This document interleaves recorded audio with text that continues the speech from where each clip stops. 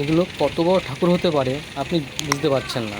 এর থেকে বড় বড় ঠাকুর কিন্তু ক্রেনের মাধ্যমেই তোলা হয়। যদি এই ভাইগুলো অলরেডি ঠাকুরগুলো ক্রেন থেকে নামানোর পর এগুলোর ভিতরে সেট করছে, সেট করাটা কিন্তু খুব কষ্টকর। বুঝতেই পারছো, হাসিটা দেখে মনে হচ্ছে খুবই কষ্টের মধ্যেই আছে তুলতে গিয়ে। আর এইভাবে কিন্তু ক্রেন থেকে ঠাকুরগুলো তোলা হয়। এক একটা লরিতে যদি 10 থেকে 15টা ঠাকুর ওঠে, বা ছোটো হলেও সংখ্যা বেশি হয়। আর একটা ঠাকুরের ওয়েট কিন্তু প্রায় পুরো 1.5 কুইন্টালের কাছাকাছি, তারও বেশি, মানে সাইজ বুঝে এর ওয়েট হয়। আর এগুলো যদিও এখান থেকে তুলতে ক্রেনে পার পিছু 100 টাকা করে নেয়, কিন্তু ঠাকুর রেডি হয়ে গেলে কিন্তু ক্রেনে তুলে গাড়িতে সেট করে দেবে, তার কিন্তু রেট কিন্তু মারাত্মক হাই। তাও ধরে রাখো 2-2.5 হাজারের কম না। আর যদি বড়ো ঠাকুর হয় তাহলে তো 4, 5, 6। যাই হোক, এখানকার সিস্টেমটা বেশ ভালো লাগলো। যাতে আর মার্কেটে কিন্তু একটা ক্রেন নেই, করে সংখ্যায় 10টা ক্রেন আছে ঠিক এই টাইপেরই ঠাকুর তোলার জন্য। যদিও দেখতে পাচ্ছ এখানে ঠাকুরের সংখ্যা এতটাই পরিমাণ আছে যে তুমি শেষ করে উঠতে পারবে না। তবে এখানকার একটা প্রবলেম হচ্ছে, গত বছর বন্যাতে এই ঘরের ভিতরে জল ঢুকে গিয়েছিলো, তাতে প্রচুর ঠাকুর নষ্ট হয়ে গেছে। শুধু এখানকারই না, আসলে যত ব্যবসা ছিল সবার কিন্তু ঠাকুর নষ্ট হয়ে যায়। আবার সবাই কিন্তু নিয়মিতভাবে ঠাকুর তৈরি করে বিক্রি করছে। যদিও ঠাকুরটা রেডি হয়ে গেছে, দেখো কীভাবে কেনে করে নিয়ে যাচ্ছে। ঠিক এরমভাবেই প্রত্যেকটা ঠাকুর নামানো হয়। ভিডিওটা ভালো লাগলে কেমন হয়েছে অবশ্যই কমেন্টে জানাবে, আর সাবস্ক্রাইব করে পাশে থেকো। দেখতে পাচ্ছ দোকানটা কত সুন্দর করে সাজিয়েছি, চারিদিকে ঠাকুর ভর্তি। আর ঠাকুরগুলো কিন্তু বেশ বড় বড়। এই ঠাকুরগুলো কিন্তু নেক্সট ভিডিওতে একটা ভিডিও করব, মানে ঠাকুরটা পুরো রেডি হয়ে যাবে, মোটামুটি রেডি হবে, মানে পুরোটা রেডি করতে এখন অনেক দিন বাকি, মোটামুটি রেডি হয়ে যাবে।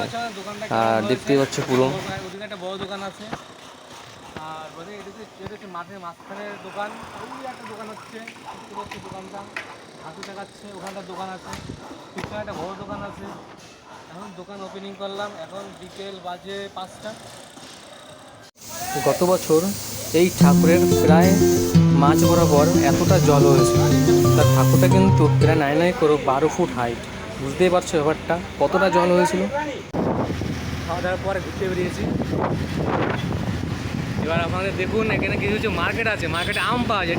আমগুলো হচ্ছে ডিফারেন্ট টাইপের আম, কিন্তু মানে নর্মাল আম না আমাদের ওখানকার মতো। তা দেখি আমের দোকানে যাই এখন। কী হচ্ছে 1 ডজন আম 350 টাকা, 1 ডজন আম 350 টাকা। আমি ইন্ডিয়ান এমন এক জায়গায় গিয়েছি, সেখানে কিন্তু 1 কিলো আমের দাম ছিল 650 টাকা। বিশ্বাস করবে না, এখানে একদম অরিজিনাল সত্যি কথা। এর কথা ছিল ডজন 200, মানে হচ্ছে 1 ডজন হচ্ছে 200 টাকা। আর এগুলো এক্সট্রা নিয়ে এই ডজন 300, মানে এখানে ডজনে বিকতে হয়, মানে এখানে ডজনে বিক্রি করে। কিলো ভাব দেখতে পাচ্ছ আপেল আম কিন্তু, ঠিক আছে, মানে দেখো পুরো আপেলের মতো সাইজ আমটা। তো দেখতে হবে, খেয়ে দেবো কেমন টেস্ট। বিভিন্ন জায়গায় ঘুরতে গেলে এগুলো খুব মজা লাগে, এগুলো কিনে খেতে। আপেল আম एक ही है ना, ये एक ही है, सेम है ना।